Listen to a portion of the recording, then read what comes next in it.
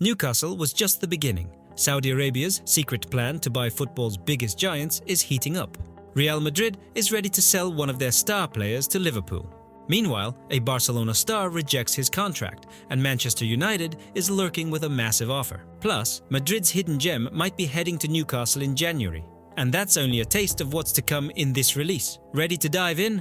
Let's get started. The Saudi money train isn't stopping at Newcastle. Reports suggest the kingdom is preparing to scoop up 2 more Premier League giants. Owning just the Magpies isn't cutting it anymore, with sources indicating that the Public Investment Fund has set its sights on Liverpool and Chelsea. Big-name clubs mean big headlines, and the Saudis aren't shy about seeking instant glory. But with such eye-watering price tags, is this just speculation, or are we looking at football's next mega takeover? It seems Newcastle United, despite a £300 million purchase in 2021 and a rise in prominence, doesn't quite scratch the itch for Saudi ambitions. Profit and sustainability rules have clipped Newcastle's transfer wings, leaving them struggling to join the Premier League elite. And, according to some sources, Newcastle isn't viewed as big enough for the Saudis' desired international impact. So what's the solution? Go bigger. And it doesn't get much bigger than Liverpool or Chelsea. Liverpool looks like a prime target. With a Forbes valuation of £4.2 billion, Fenway Sports Group would make a ridiculous return on the £300 million they spent in 2010. And it's no secret that FSG has flirted with the idea of selling in the past. Qatari groups were even rumoured to be in talks not long ago. A Saudi-backed bid could reignite those discussions. After all, why not cash in while you're ahead? Chelsea, on the other hand, feels like more of a long shot. Todd Boehly's Blue Co consortium only completed their £2.5 billion acquisition in 2022, and they've already pledged £1.75 billion more in investments. Boehly isn't exactly looking to flip Chelsea just yet, meaning the Saudis might need a mind-boggling offer to tempt him. Could even the oil-rich kingdom stretch that far? If the Saudis take over Liverpool or Chelsea, it could reshape the Premier League's balance of power. Liverpool, already a footballing juggernaut, could enjoy a financial injection on par with Manchester City's meteoric rise under Sheikh Mansour. Chelsea, with their squad depth and London location, could become a global marketing powerhouse under Saudi ownership. But here's the kicker. Would this kind of money flood mean the death of competition? Or would it signal the dawn of an even wilder transfer market? Football already feels like an arms race. Could we see even crazier player valuations? Mbappe for £500 million, anyone? Whispers suggest the Saudis might not stop at England. Barcelona's financial woes leave them vulnerable, and while Joan Laporta has kept things afloat for now, the pressure isn't going anywhere. Could we witness the unthinkable, a fan-owned institution falling into private hands? It seems inevitable that Saudi billions will soon find their way to another Premier League side. But which club will bite first?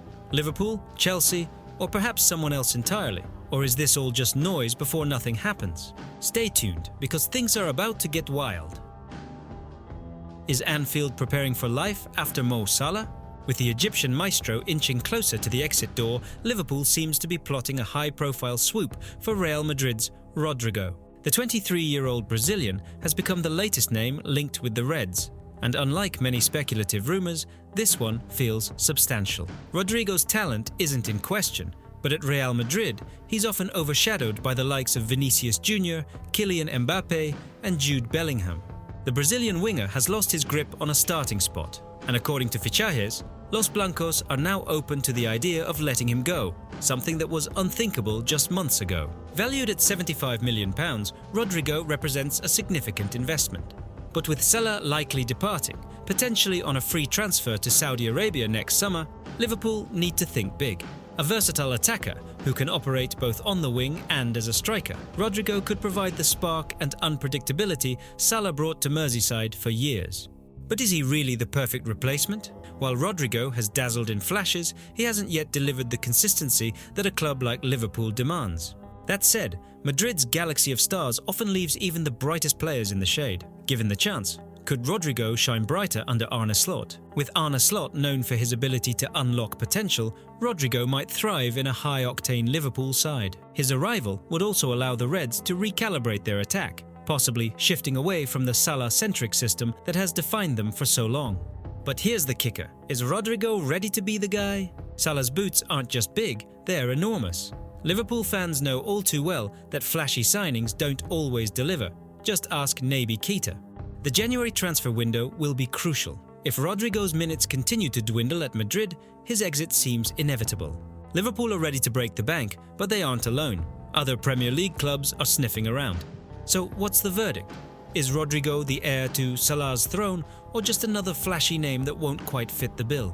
One thing's for sure, if he lands at Anfield, expectations will be sky high. Will Arne Slot roll the dice and bring the Samba flair to Merseyside? Stay tuned, because things are about to get spicy.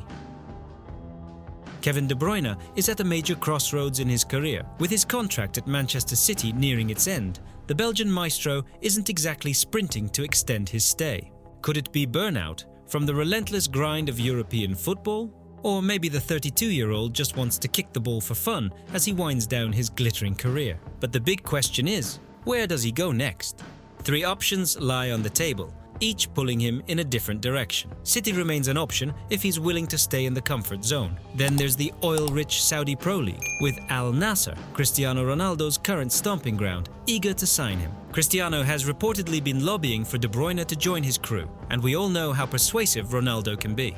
Finally, a wild card. De Bruyne is also eyeing a move to San Diego FC, a new MLS franchise set to debut next season. Al Nassr offers a blank check, more money than he can count, but De Bruyne seems more intrigued by the US lifestyle. According to sources, he's leaning toward MLS despite the financial hit. In Saudi Arabia, they'll roll out the red carpet and shower him with gold. But San Diego?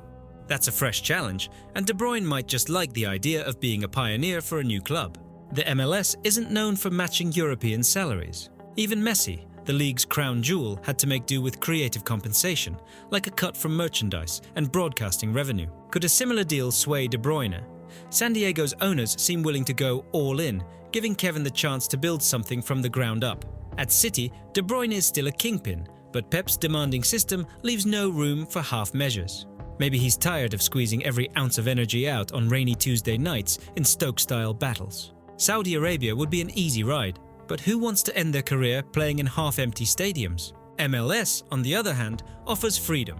Football without the pressure. A sun-kissed finale. But let's not kid ourselves. If he chooses MLS, he's waving goodbye to some serious cash. Are sunsets on the Pacific coast enough to compensate for walking away from £400,000 a week? Hard to say. What's your call? A payday in the desert with Ronaldo, or a chance to chill by the beach and be the face of San Diego's football revolution?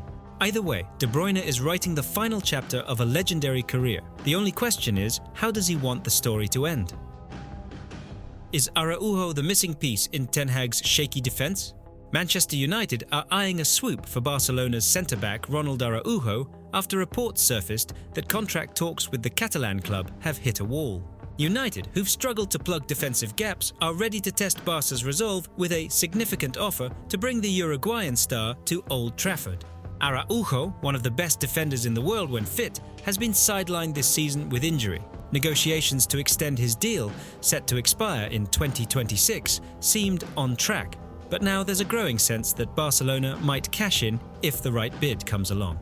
Word is, Hansi Flick wouldn't hesitate to offload the 25-year-old if United meet the reported £67 million asking price. Barca's financial constraints could push them to sell, especially if Araujo hesitates on a new deal.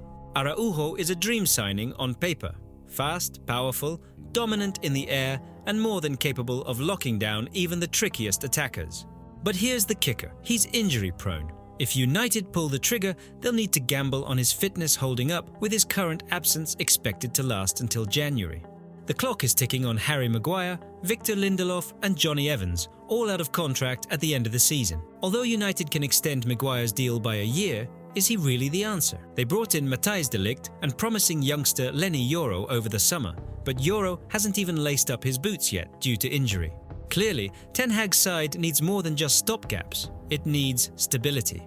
Could Araujo be the spark they're missing? If the move happens, United's defensive lineup might suddenly have teeth. But there's a flip side, another injury setback, and Araujo could become another high-paid passenger. In truth, Araujo's signing feels like a United classic. Big-name ambition with all the unpredictability of a last-minute deadline day bid. But hey, would it even be Manchester United if things were simple? If Barca's president Joan Laporta can't tie Araujo down soon, expect some serious fireworks.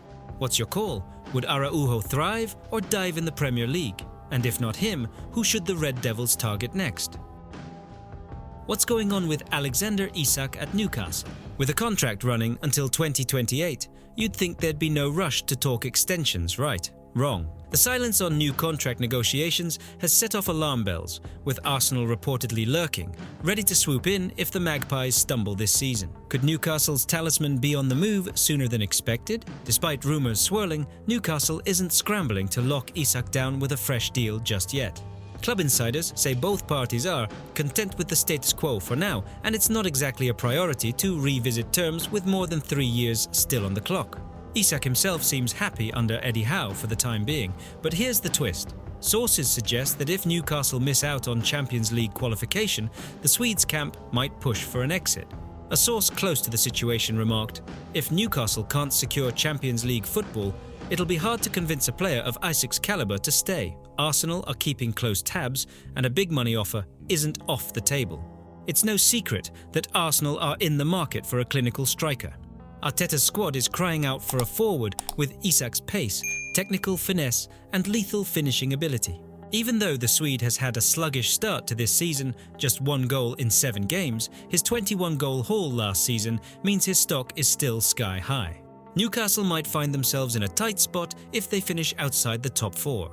For fans, this situation could feel like déjà vu, another big player leaving just as things start to click. Financial fair play rules also add complexity. Newcastle's sporting director, Paul Mitchell, recently admitted that balancing squad investments with sustainability is a challenge. There's always the possibility of player sales if we don't hit financial targets.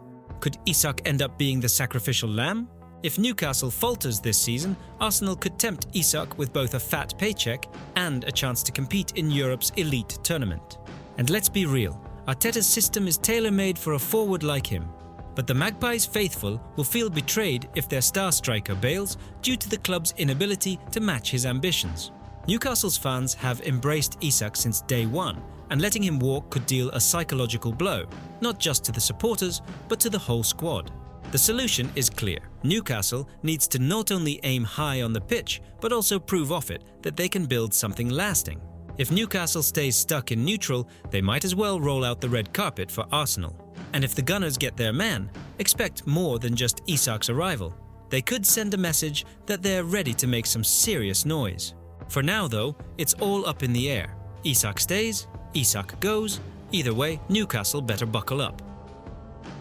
Newcastle United are setting their sights on one of Europe's brightest gems, Real Madrid's Arda Güler. With the January window approaching, Eddie Howe's side is reportedly exploring the possibility of snapping up the 19-year-old wonder kid who's been struggling for minutes at the Bernabeu. It's no secret, Newcastle's ambitions have skyrocketed since the Saudi-led takeover in 2021. They've secured Champions League football faster than many expected, but consistency at the top level requires more firepower, especially when your attack's been misfiring, and that's exactly where Güler could fit in.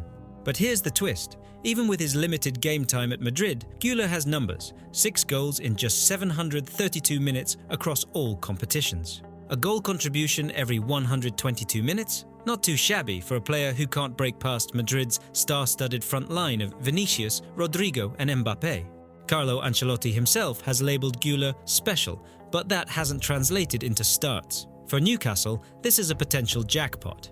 The question is, will Madrid let him go? The Spaniards paid only £17 million for the Turkish phenom, but you can bet they'd demand a sweet offer to part ways, even on loan. However, if Newcastle manage to beat the competition and land Güler, it might just be the spark they need. Imagine an attack finally clicking, with Güler pulling the strings, setting up Isak and Almiron, and bringing that creative flair Howe's side has been crying out for. What's the downside? Honestly, not much. Güler would instantly become one of Newcastle's most dangerous weapons, a player capable of dragging them out of scoring slumps and pushing their project to the next level. A pit stop in the Premier League could be the perfect launchpad for a kid who lit up Euro 2024 with Turkey and has the potential to dominate for years to come. The real question, can Newcastle persuade Madrid? Because if Güler lands in the northeast, the Magpies might just have their own generational star, and it could flip the entire Premier League script.